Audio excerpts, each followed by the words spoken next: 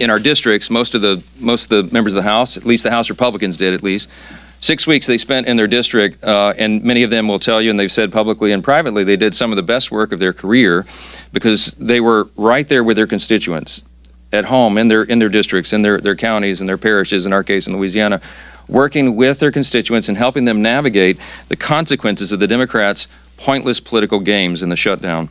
They did some really important work. And we are ready and eager now to get back to the legislative session work, the other side of this job, so that we can deliver on our promises to the American people.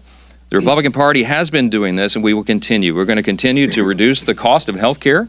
We got big plans to do that. We're going to continue reducing prices and the cost of living for American families. And of course, to finish the rest of the appropriations government funding process. We've been needing to do that, and we are already working around the clock to accomplish those objectives. But with so many pressing issues on our plate, just very frustratingly to us, the Democrats are delaying that work even further with a political show vote. They're forcing a political show vote on the Epstein files. So we're just going to address that right at the top here this morning because they've spent so much time, the Democrats have, spinning the facts and trying to confuse the people that I wanted to come in this morning and just clearly explain for the people back home how we got here and why this vote is happening right now. First, a quick review of the relevant history here. For 4 long years under the previous administration, under the Biden-Harris administration, Democrats insisted there was no border crisis. Remember, they told you that that wasn't a problem at all. They dismissed inflation as transitory. That's what they told us.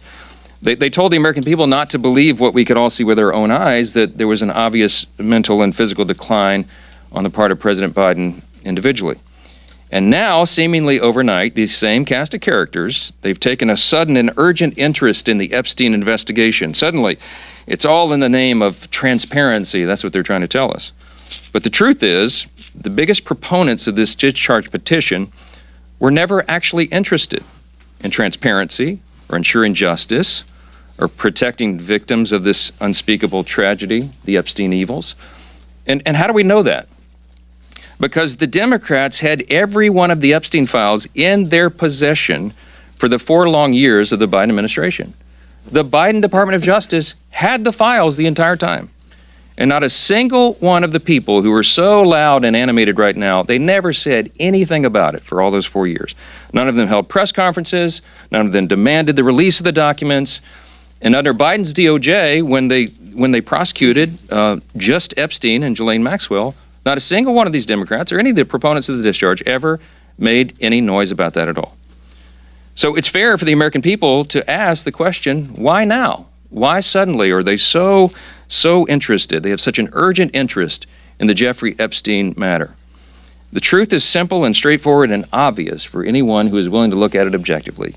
Clearly, this is a political exercise for Democrats and a few others, sadly, and it is as deceitful and dishonest as their pointless stunt to shut down the government. Same ideology behind this. Democrats are trying to use the Epstein matter as a political weapon to distract from their own party's failures. And in a desperate attempt, they're trying to somehow tie President Trump to the scandal. President Trump has nothing to do with it. He has said himself he has nothing to hide. And that's clearly what they've been trying to do. They're trying to attack President Trump. This is what they've done. They weaponized the justice system over the last several years to go after him, and this is their latest attempt. And they don't have a platform or a principle to defend on the Democrat Party side, so they put all their eggs in this basket. And that's why you hear endlessly about Epstein. Everything's about Epstein. Now, this was an unspeakable tragedy, we said that. And we have great compassion for the victims. And I'm heartened that I met with the victims. Our House Oversight Committee members met with the victims, and they deserve justice. It has been too long delayed. Not just justice for what they were made to endure, but also we need answers on why it took so long for the Department of Justice itself to do that job under previous leadership. Republicans, meanwhile, are working in earnest to deliver transparency to the American people, and we're working to do that in a responsible manner that does no further harm to these innocent people and the victims who have been wrapped into this. There are a few key facts here that everybody needs to understand. First, I mentioned the House Oversight Committee doing its work. That is a bipartisan effort. They are already producing far more than the discharge petition even anticipates. Chairman Comer is our chair of oversight. Some of the biggest bulldogs in Congress serve on that committee, you all know, and I've mentioned this so many times. They have been, on the Republican and Democrat side, they're deeply dug in. They've been working around the clock. They worked even through the government shutdown, and there were tranches of documents that were released even over that period. So far, by last count, it's over 65,000 documents, Epstein file documents, that are now out in the public for everyone to review. That includes tens of thousands of pages from the Epstein estate. And that includes Epstein's flight logs, his personal financial records and ledgers, his daily calendars, and so much more. And none of that is even written or included in the discharge petition. So in other words, the Oversight Committee is doing far more than the discharge even anticipates, and the most valuable information thus far has come from the Epstein estate files. That was produced because of the work of the Oversight Committee that is doing that in a professional, robust manner, using the full subpoena authority of the U.S. Congress. From the very beginning, our side has been insistent that this matter must be handled very carefully and with utmost caution and care for the victims. We want maximum transparency. We have always been about that. We want every single person who had any scintilla of evidence that they were involved in the Epstein evils, they need to be brought to justice, and it should have been done a long time ago. We need to find out who those people are. But in the meantime, you have to remember there are real people's, innocent people's lives at stake here, and young victims who don't want to be dragged into this political game because it could hurt further what they've already endured. They would be made to suffer more harm if Congress is not careful in what we're doing.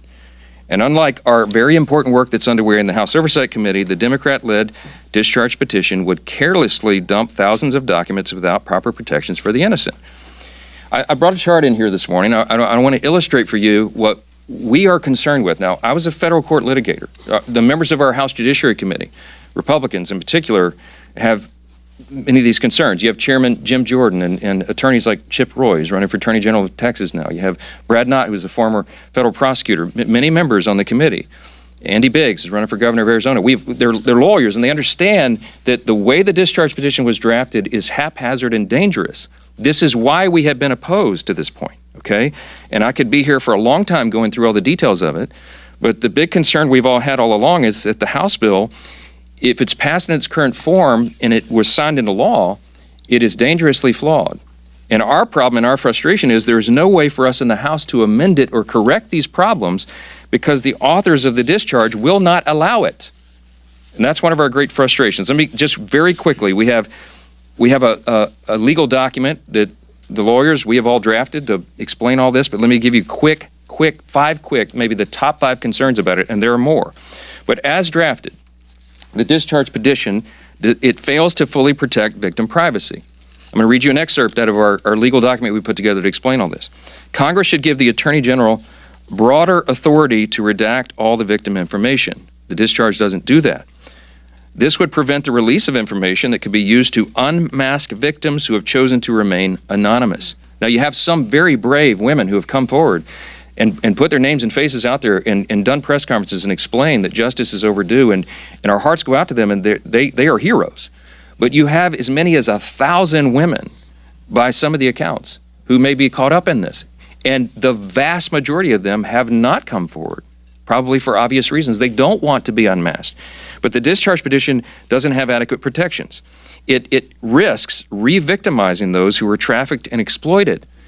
And the courts have recognized this concern, by the way. I'll read you a quick excerpt. On August 20th of this year, Judge Richard Berman of the Southern District of New York issued an order denying the DOJ's request to release Epstein grand jury materials, noting, quote, names and identifying information of victims appear in the subject materials, unquote. Judge Berman then quoted a letter related to the victims' concerns, which stated the following, quote, transparency cannot come at the expense of the very people whom the justice system is sworn to protect, unquote. And importantly, the judge quoted a letter from one of the victims. In the proceedings, she is named as Jane Doe 2. She said this is one of the victims, quote, I beg the court to make sure it is of the utmost priority that in any sort of release, all and every detail that could possibly reveal our identities be redacted. The victims of Epstein's evils deserve that protection, and the discharge does not currently provide it, okay? Number two, the discharge petition could create new victims, okay? Because it requires the DOJ to release information even in cases where the DOJ or the FBI has already reviewed it and determined it is not credible, it is false information. Doing this and requiring this to come out could ruin the reputations of completely innocent people, such as those who have may just have known Epstein but knew nothing of his crimes, or whose names he exploited. Think of this, innocent people whose names he exploited and used to try to get close to his intended victims. Their names may be in these files, and they had nothing to do with this. And so by just haphazardly releasing it, you're going to destroy their reputations. Releasing information containing the names of innocent people would subject those innocent people to a guilt by association. It would create an entirely new group of victims who have no means to clear their names. That's a concern of Congress, and it should be. It should be. Number three, the discharge in its current form fails to prohibit the release of child sexual abuse materials. That is a term of art. It's called CSAM, okay? It's defined in the U.S. Code. The discharge is so haphazardly written because, remember, it's just a political exercise for these guys. They don't seem to care about this, but they cited the wrong section of the U.S. Code. So when they say that we don't want child pornography to come out, child sexual abuse materials, of course, we don't want that released. They wrote this thing so quickly that they cited the wrong section. So you know what that means? It means that it doesn't really bestow any real legal authority on the Attorney General to redact those materials. And that would compel the DOJ to release that stuff into the public. Every single person in this room knows that's wrong, and you should stand against it. But that's what the discharge says. Number four, it jeopardizes the future federal investigations of the United States. Why? Because the discharge only allows the Attorney General to redact limited portions of records that could publicly identify individuals who were promised confidentiality. In this scenario, you're talking about whistleblowers, you're talking about confidential informants who came forward and gave information and evidence in exchange for agreeing to have their identities not revealed. Violating confidentiality, imagine the chilling effect that would have on future investigations. Who's going to want to come forward if they think Congress can take a political exercise and reveal their identities? Who's going to come talk to prosecutors? It's very dangerous. It would deter future whistleblowers and informants. And the release of that could also publicly reveal the identity, by the way, of undercover law enforcement officers who are working in future operations.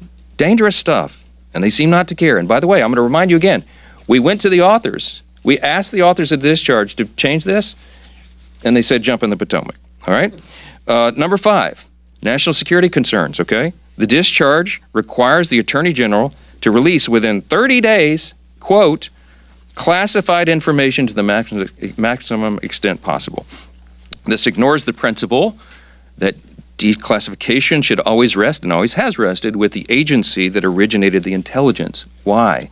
So that they can protect their critical sources and methods. It is incredibly dangerous to demand that officials or employees of the DOJ declassify materials that originated in other agencies, in intelligence agencies.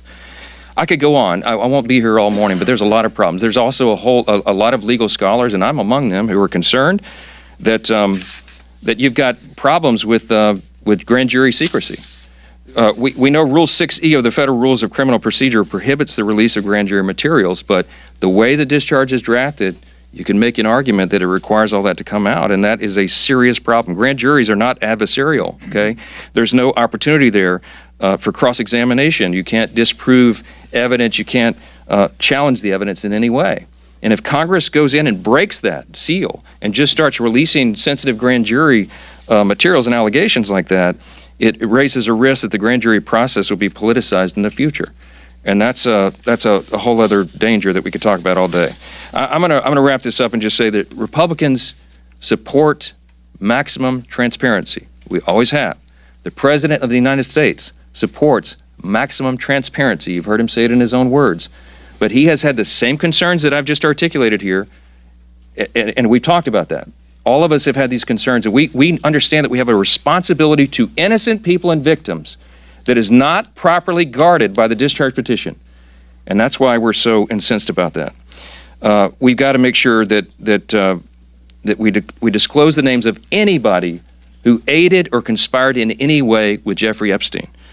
But at the same time, you've got to make sure that innocent people are protected. So we have to do this in a way that doesn't violate victim privacy, that doesn't create new victims, that doesn't disclose the names of any whistleblower or informant, that causes the release of grand jury materials or child sexual abuse materials, or undermines our national security.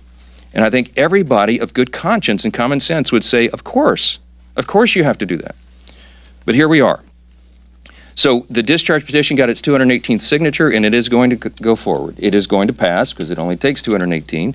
And we know that the Democrats have disregarded all these concerns, and they're going to move it forward anyway.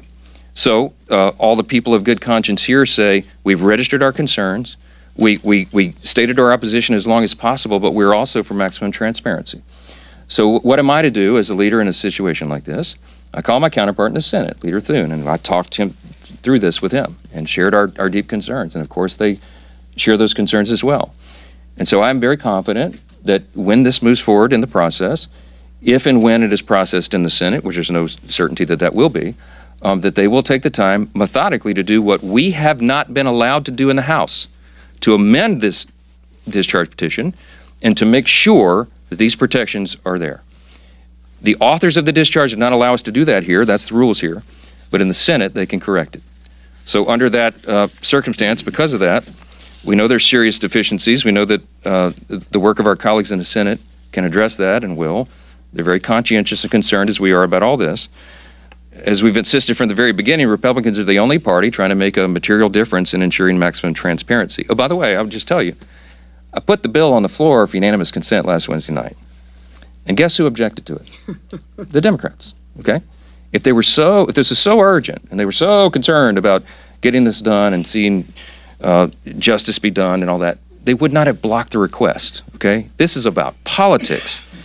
They blocked our unanimous consent motion to expedite their bill and made us waste all this additional time so they could have a show vote today.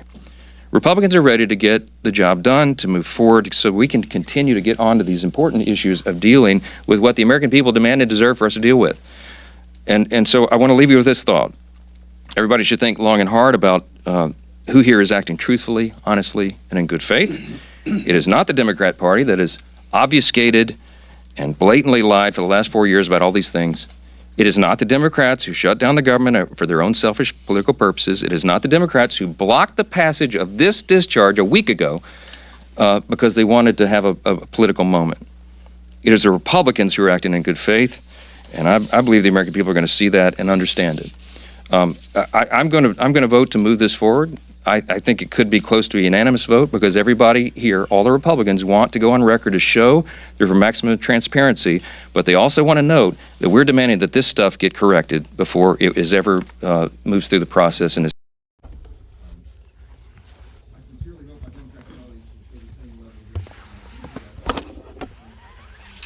facing the country that we got to get to. And that's what we really wanted to talk about this morning. Affordability issues are real, and the Democrats themselves created the crisis. Remember, over the last 4 years of the Biden administration, they spent like drunken sailors, and when you throw a bunch of new money into the system, it makes inflation rise, right? Republicans are ready and eager to continue our work to clean up the mess that the Democrats made. We've been doing that already, and we're going to continue to do it. Joining the leadership team this morning to discuss our record-setting success and our continued efforts to bring back affordability, to lower the cost of living, to lower the cost of health care, and have abundant American energy are two of our Republican colleagues who are leading the charge on this issue. And Chairman Brett Guthrie, you'll hear from in a moment, from Energy and Commerce, will speak with you, and Congressman Nick Begich of Alaska, great state of Alaska, is going to address it as well. But I'll first turn it over to our chair of our conference, Lisa McClain. Thank you. Well, good morning, everybody, and welcome back. So let me start with this. House Republicans will not allow Democrats to distract us. And we will not allow any more obstructions to stop us from doing the work of the American people. Because the American people sent us here to do a job, and that's what we intend to do. The Democrats' shutdown never stopped us. The countless witch hunts against President Trump never stopped us either. And the latest discharge petition is just another Democrat distraction. And I can assure you that won't stop us either, because the American people actually expect us to do our jobs and not to distract and obstruct. For more than 40 days, Democrats inflicted needless pain on hardworking Americans. And I ask you this, for what? For what did all of these Americans suffer pain? They did it to use the American people's pain as political leverage. And let that sink in for a second. And don't take my word for it, take Catherine Clark's word for that. They used the leverage for $1.5 trillion of a wish list for that Americans' families just simply can't afford. But Democrats, they didn't get a single one of their demands because House Republicans actually stayed united. And now we're taking that momentum into the fight that matters most to the American people. This week, House Republicans will pass consequential bills to make energy costs more affordable. Bills that will lower energy costs for hardworking families, bills that will build on the work that we've achieved to unleash American energy that we passed in the Working Families Tax Cuts. Bills that increase energy production, which you'll hear from Representative Begich and Chairman Guthrie, that cut red tape and drive down prices for every single American. And contrast that to what will the Democrats do? They will almost certainly vote no. But ask yourself why. Why? It's because their radical left won't let them vote yes. So again, Republicans want to bring down energy costs. That's why we will vote yes on the bill. Democrats have a lot of talking points, but their actions will say no. We don't want to bring down energy costs for Americans, and they will vote no, right? So at some point, y'all need to ask the Democrats, when will your actions match your words? Because they don't. The contrast is crystal clear. Republicans will always fight to make energy more affordable for the American people. Now, the Democrats, they'll talk about it, but when the rubber meets the road and they have to vote, watch how they vote. They will absolutely vote no. So while Democrats prioritize the wishes of their radical base, we will keep moving forward with our agenda that actually lowers costs for the American people, forward with solutions that makes America affordable again, and we will move forward with the momentum the American people entrusted us with. Because House Republicans aren't here to play politics, or we aren't here to obstruct or distract. We're here to deliver affordability and low cost. We're here to drive down energy costs, and we're here to make America more affordable again. And with that, I will bring up our chairman, Mr. Brett Guthrie. Thank you. Appreciate it. Good morning, everybody. Thanks for being here today. It's an interesting time. It's a challenging time, but an extremely interesting time in the American energy industry. If you look at the last generation, we've had a generation of flat generation. We've had a generation of flat demand. And so those have worked and made people be comfortable because we were deindustrializing in our state. So that's not the proper path, the way that we have to take. So what are we seeing now? We're seeing a pent-up demand for energy. We're seeing it because of the growth in our industry, the reindustrialization that's coming because of President Trump, and also the growth of AI and data centers that are coming. And so what's important, we have to address this for the cost of the American people. If you think about it, if you have flat generation and increase in demand, what's going to happen? We have to expand access to American energy. We have it, it's in abundance, we can produce it, and we have to deliver it, and we have to make it where people can use it. It's also a geopolitical battle. AI is either going to be won by us, who's going to control the data that flows around the world, is going to be the values of America, is going to be the values of China. It's a geopolitical battle that we're in. And we know what not to do, because you can look at Europe. Europe and Germany, their energy prices are 3 times ours. Could you imagine competing in the world if you set your energy prices because of decisions your government made to be 3 times the power of ours? The people in the AI industry have no doubt that America can win this battle. They say we have the brain power. Americans have the brain power. We have the money. We have the capital to invest. What they don't have is access to the energy. And the roadblock to the access of energy is getting permits and being able to move energy forward. So this week we're going to work on 2 bills. One, this is actually on fuels and gasoline as refineries. We haven't built a new refinery in America since the 1970s. So Bob Latta has a bill to look at our refining capacity. You can drill all the oil you want and have all the gas you want, but if you don't refine it, make it to products people use, then you still have a shortage and limit. So we got a refinery bill before us. And also in the geopolitical, I know that the price of natural gas around the world is important. You know who it's important to? It's important to Russia, because selling natural gas is how they fund their army. And so we also have a provision. Joe Biden, during the height of the invasion of Ukraine, put a ban on natural gas being exported out of our country, and where the Germans were begging for it. I was in a meeting where high-level officials were begging for our liquid natural gas, and so August Pfluger has a bill to reverse any future administration from doing that. We want energy dominance. We had it in the big, beautiful bill.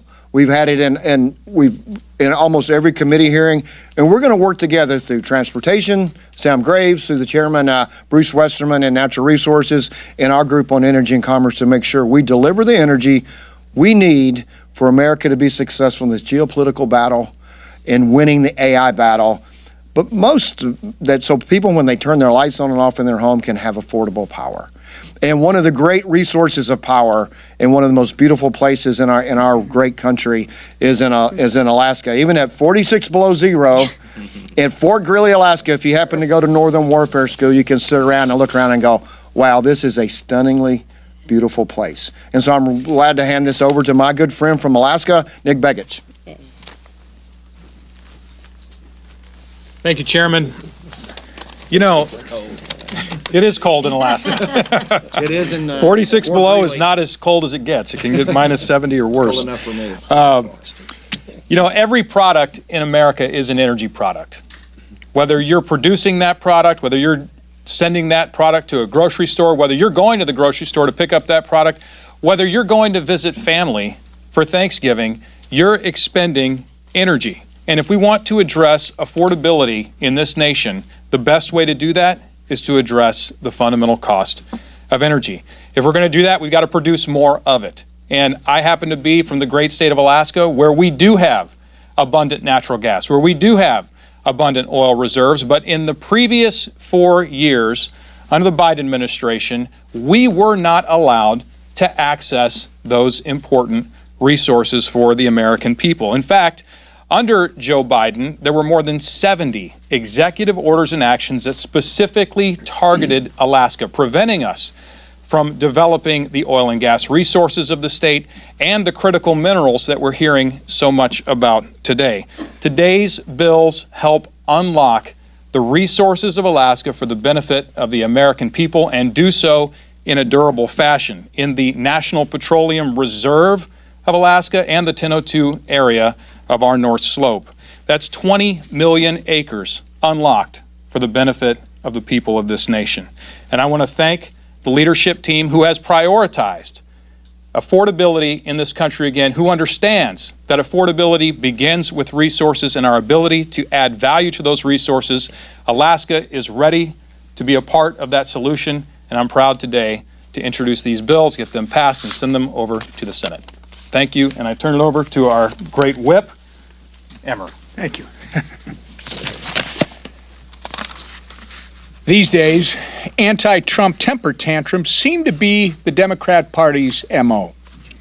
Instead of helping us, Republicans in the House, the President in the White House, and the Senate majority, instead of helping us secure our border, cut taxes, and make life more affordable for the American people, Democrats have shown time and time again that they're more interested in opposing President Trump and his successful agenda at every turn.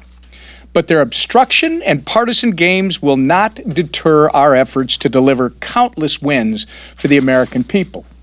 This week, House Republicans are returning to Washington with a packed agenda, full of promises kept. Where the Biden administration and climate alarmists stifled our nation's energy production and caused prices to skyrocket, House Republicans and President Trump are restoring America's energy security and ensuring affordability. Where Democrats put violent criminals above innocent Americans, Republicans are ensuring our communities are safe from dangerous offenders. And where Democrats chase headlines and mislead the public, Republicans are actually pursuing transparency and justice. The contrast could not be more clear. Republicans govern, Democrats obstruct. We already passed the largest middle-class tax cut in American history with absolutely no help from Democrats. And that was just the beginning. Now, as you see, that we're back from this ridiculous, needless shutdown caused by Democrats.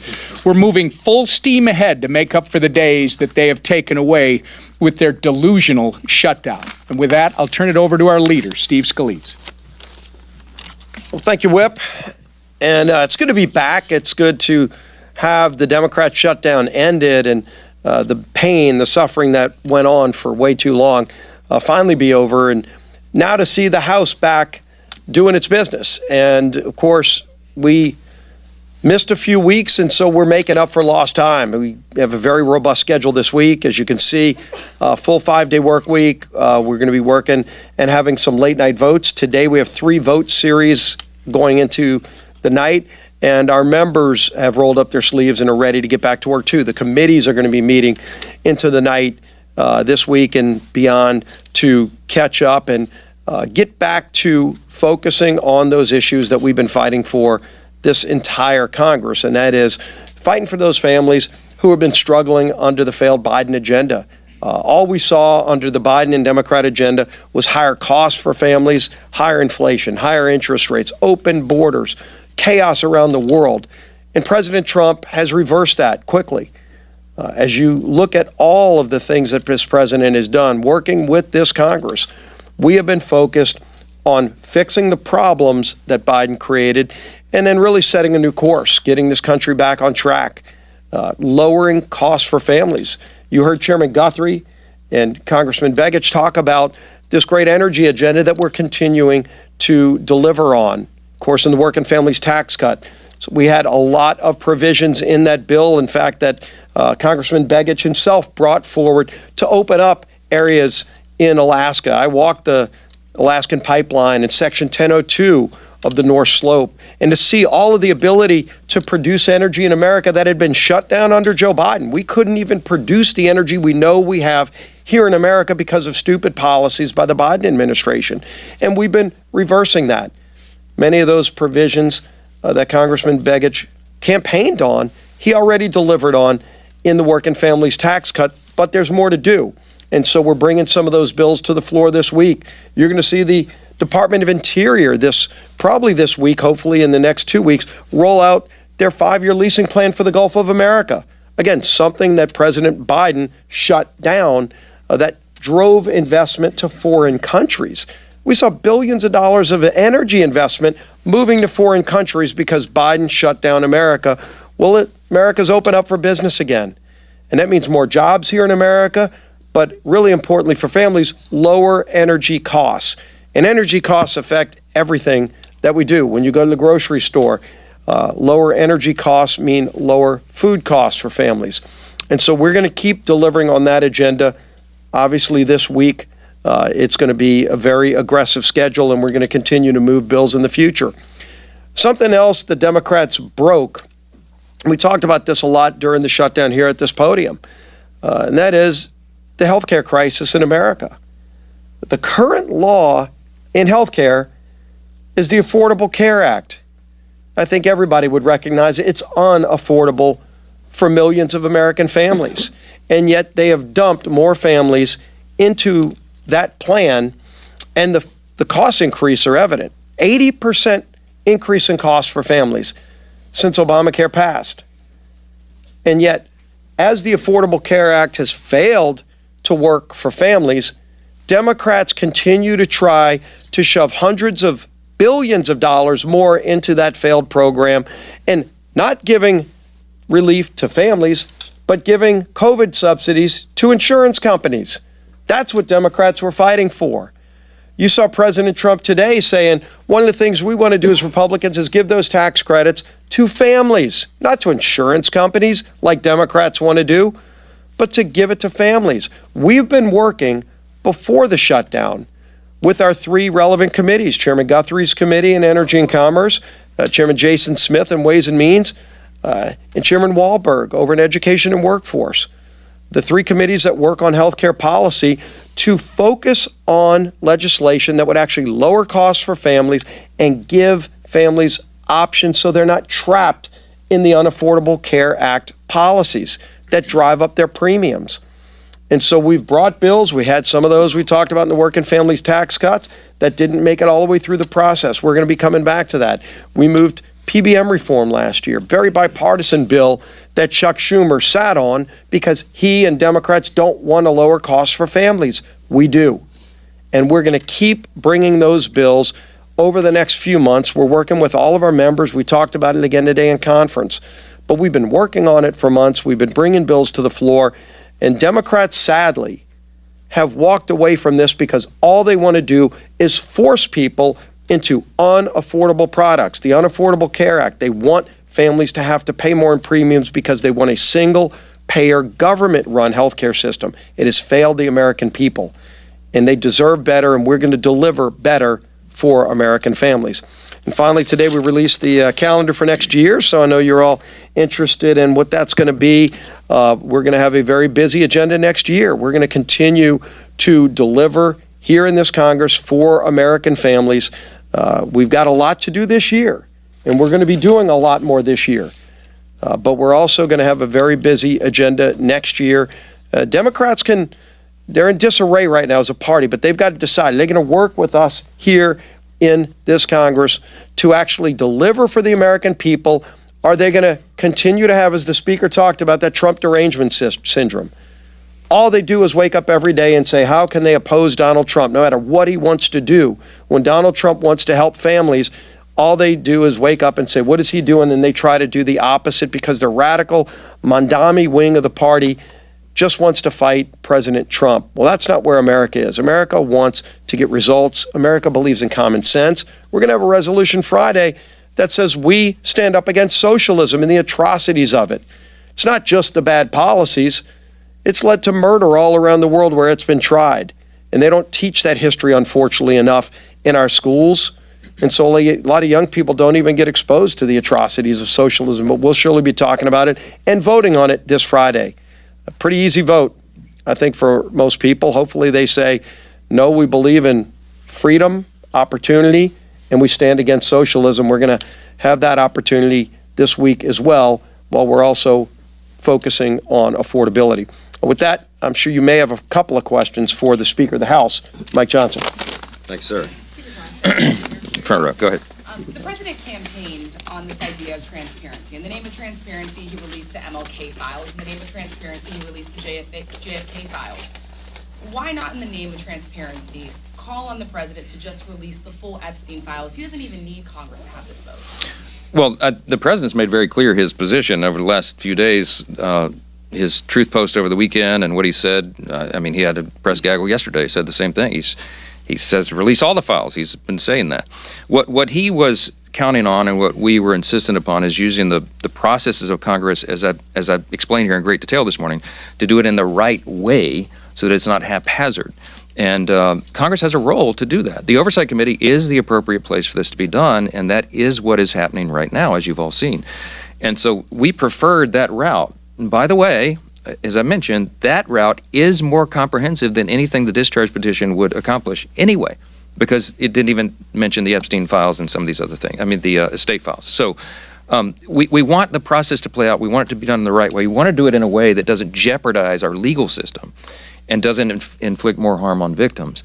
And the president is resolute on that, as we have been. And that's why we opposed this gambit from the beginning. Yes? Do you acknowledge that by voting for this distribution today, that is a reversal for you, that you could have put this on the floor months ago and may not have even needed have a discharge petition if you had supported it months ago. No, it's not a reversal, as I just explained. We had big problems with the discharge from the moment it was filed. We talked with the authors. There was lots of people that went and pleaded with them to fix it so that everybody could be together, because we've been for maximum transparency. But again, there's a reason you have rules and processes here to ensure that this is not done haphazardly. And I was not satisfied with that. But I've been for maximum transparency from the very beginning. We wanted the process to play out. So, yes. Last question, guys. I understand where you're coming from with your concerns with the discharge petition. I also understand your want for transparency in this case. You've been very clear on both those fronts for weeks. So is the reason why you're now deciding to vote for this resolution because President Trump directly said Republicans should vote for this? Because this has been your position all along, and you've made it clear you weren't in support of this resolution. If and when the discharge reached the 218th signature, it'll be forced. And the forcing mechanism here prevents the very deliberate, professional, careful manner in which Congress is supposed to do this. I lament that. That's why I'd been opposed to it all along. But having now forced the vote, none of us want to go on record and in any way be accused of not being for maximum transparency. So the only intellectually consistent position to have right now, the only way to ensure that both those things are true at the same time, is to allow for everyone to vote their conscience and to go on record to say, of course, we're for maximum transparency. Now, I'll tell you, there's a handful of Republicans, Judiciary Committee members, and a few others who are really struggling, as I have been, about whether or not they could even vote yes today because of this, because we don't have an absolute guarantee that this will be fixed in the Senate. I have a high degree of confidence in that, and that's why that's why I'll be voting yes today. And I've talked about that at great detail. We had a hour and a half long conference call on Sunday with Judiciary Committee members who are really, really concerned. I mean, they're all for maximum transparency, but they're really, really concerned about protecting the victims, and I am as well, and that's why we have gone through this whole long process. Last one, Olivia, go ahead. On that, James Blair today at a Bloomberg event said that they're looking at ways to send millions of Americans checks from tariff dividend revenue, but without Congress being involved. Do you have concerns about them not running that sort of process through Congress? Well, I'm not sure that's possible, and James Blair and I will have some intense fellowship about that, I'm sure. He's a good friend. We collaborate on strategy all the time, but this is an idea, I think, that makes sense. The president was talking about it as recently as yesterday.